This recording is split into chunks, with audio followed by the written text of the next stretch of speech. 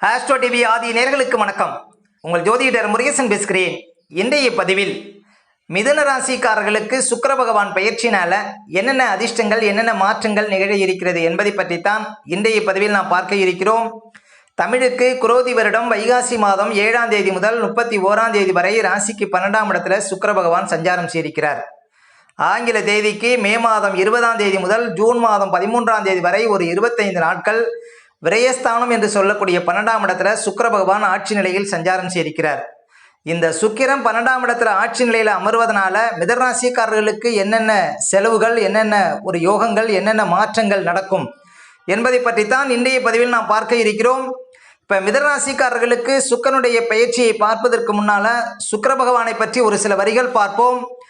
அசுரகுல தலைவன் இந்த சுக்கிர பகவான், சகல கலைகளுக்கும் காரகன் சுக்கிரன், அனைத்து இன்பங்களுக்கும் வித்தானவன் சுக்கிரன், அன்புக்கும் ஆசைக்கும் பாசத்திற்கும் நேசத்திற்கும் உரியவன் சுக்கிரன், அதிர்ஷ்டத்துக்கு காரகன், சிற்றின்ப காரகன், ஆண்களுக்கு களத்திர காரகன் இந்த சுக்கிர பகவான், பரணி பூரம் பூராடம் என்னும் 3 நட்சத்திரங்களுக்கு நாயகன் இந்த சுக்கிர பகவான், சகல சுபிட்சங்களையும் வாரி வழங்கும் மகா பலம் பெற்றவர் இந்த சுக்கிர பகவான், ஆனந்தத்திற்கும் சௌபாக்கியத்திற்கும் பணத்திற்கும் காரகம் உள்ளவர் இந்த சுக்கிர பகவான், அதே போல வாகனக்காரகன் கட்டிடக்காரகன் இந்த சுக்கிர பகவான்.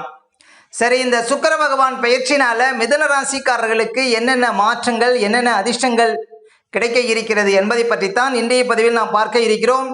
அதாவது மே மாதம் 20ஆம் தேதியிலிருந்து ஜூன் மாதம் 13ஆம் தேதி வரையும் மிதுன ராசிக்காரர்களுக்கு 12ஆம் இடத்துல சுபக்கிரகமான சுக்கிர பகவான் விரயஸ்தானத்தில் அதாவது சஞ்சாரம் செய்திருக்கிறார். மிதராசிக்காரர்களுக்கு சுக்கிரன் யோகாதிபதிங்க, 5க்கும் 12க்கும் அதிபதி 12ஆம் இடத்துல வலுவாக சஞ்சாரம் செய்திருக்கிறார். கூடவே குரு பகவான் சூரியன் புதன் இந்த 4 கிரகங்களும் 12ஆம் இடத்துல சஞ்சாரம் செய்வது மிதராசிக்காரர்களுக்கு எப்படி இருக்கும் என்பதை பற்றித்தான் இன்றைய பதிவில் நாம் பார்க்க இருக்கிறோம். இப்போ சுக்கிரன் 12ஆம் இடத்துல சஞ்சாரம் செய்வது உத்தியோகத்தில் இருக்கக்கூடியவங்களுக்கு ஒரு சில இடமாற்றங்களை கொடுக்கும். இந்த காலகட்டத்தில் அதாவது ஒரு சிலருக்கு கூடுதல் பொறுப்புகள் கிடைப்பதற்கு வாய்ப்பு இருக்கு, ஒரு சிலருக்கு செக்ஷன் மாற்றம் ஏற்படுவதற்கு வாய்ப்பு இருக்கு. அதே போல ஒரு சிலருக்கு ஒரு நாட்டில இருந்து இன்னொரு நாட்டுக்கு செல்லக்கூடிய வாய்ப்புகள், ஒரு ஊர்ல இருந்து இன்னொரு ஊருக்கு செல்லக்கூடிய வாய்ப்புகளை கொடுக்கும். 12ஆம் இடம் வலுக்கக்கூடிய காலகட்டத்தில் ஒரு வாடகை வீட்டில் இருக்கீங்க, சொந்த வீட்டுக்கு மாறக்கூடிய அமைப்புகளை கொடுக்கும், இல்லைன்னா ஒரு வாடகை வீட்டில இருந்து இன்னொரு வாடகை வீட்டுக்கு மாறக்கூடிய வாய்ப்புகளை கொடுக்கும். இந்த காலகட்டத்தில் 12ஆம் இடம் வலுப்பதனால அதே போல் வீட்டுக்கு தேவையான அழகு பொருட்கள் ஆடம்பர பொருட்கள் இந்த காலகட்டத்தில் வாங்க முடியும். ஏன் அப்படின்னா 12ஆம் இடத்துல சுபக்கிரகம் சஞ்சாரம் செய்வது குடும்பத்திற்கு தேவையான ஒரு சுப செலவுகளை இந்த காலகட்டத்தில் செய்வீங்க மிதராசிக்காரர்கள். அதே போல் நீண்ட காலமாக கட்டி முடிக்கப்படாத வீட்டை கட்டி முடிக்கலாம், எழுதப்படாத இடத்தை எழுதலாங்க, சுப செலவுகளை செய்ய முடியும். 12ஆம் இடத்துல சுபக்கிரகம் இருப்பது உங்கள் கூட பிறந்த சகோதரிகளுக்கு ஏதாவது சுப செலவுகள் செய்யக்கூடிய வாய்ப்புகளை கொடுக்கும்.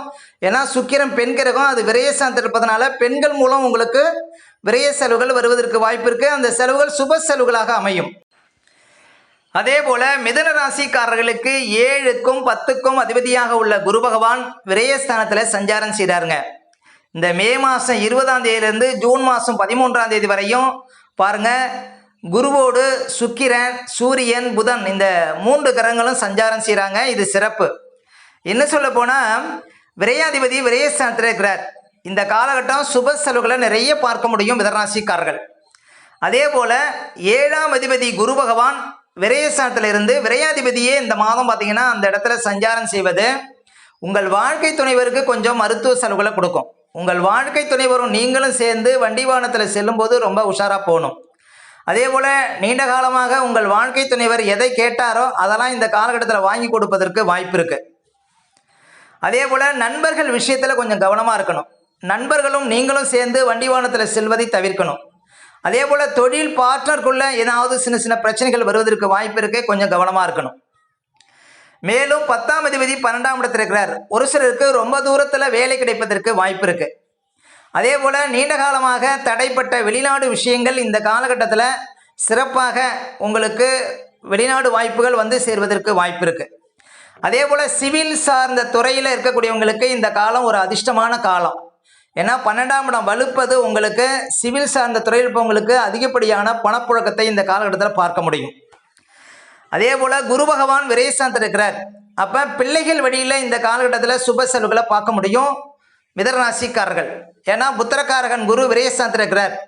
அப்போ பிள்ளைகள் வழியில் நீங்கள் சுப செலவுகளை பார்க்கலாம்.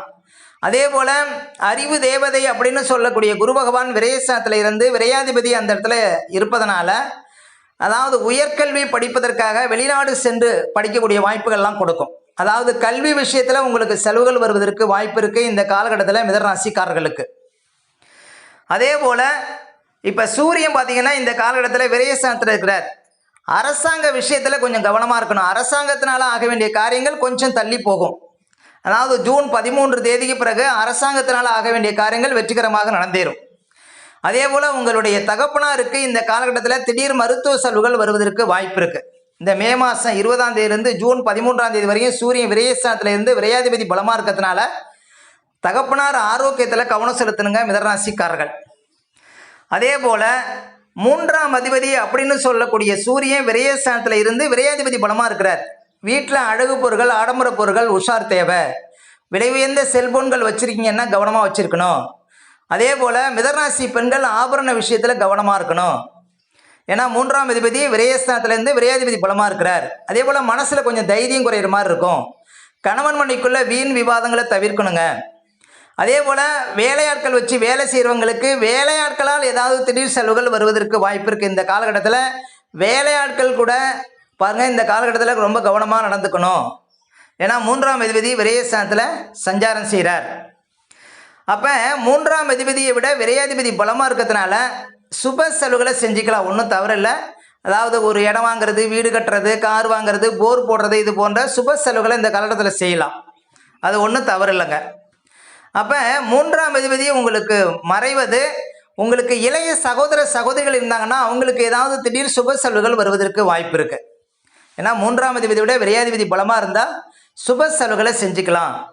ஒரு கமிஷன் துறை ஷேர் மார்க்கெட்டில் இருப்பவங்க கொஞ்சம் நிதானம் தேவை அப்படின்னு சொல்லலாம். அதே போல் உங்கள் ராசிக்கு அதிபதி அப்படின்னு சொல்லக்கூடிய புதன் பகவான் விரயஸ்தானத்தில் இருக்கிறார். அதே போல் 4ஆம் அதிபதினு சொல்லக்கூடிய புதன் விரயஸ்தானத்திலேருந்து விரையாதிபதி பலமாக இருக்கிறார்.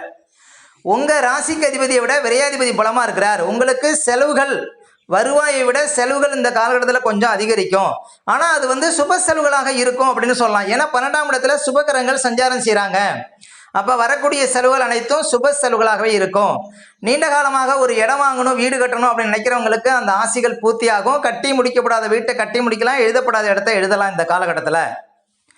அப்போ உங்கள் ராசிக்கு அதிபதியை விட விரையாதிபதி பலமாக இருக்கிறதுனால, அது சுக்கிரங்கிறதுனால வாகன விஷயத்தில் கவனமாக போங்க. ஒரு வண்டி வாகனத்தில் செல்லும்போது மிதமான வேகத்தில் செல்வது நல்லது. அதே போல் இரவு நேர பயணத்தை தவிர்ப்பது நல்லது இந்த காலகட்டத்தில் மிதனராசிக்காரர்கள். ஏன்னா உங்கள் ராசிக்கு அதிபதியை விட விரையாதிபதி பலமாக இருக்கிறார்.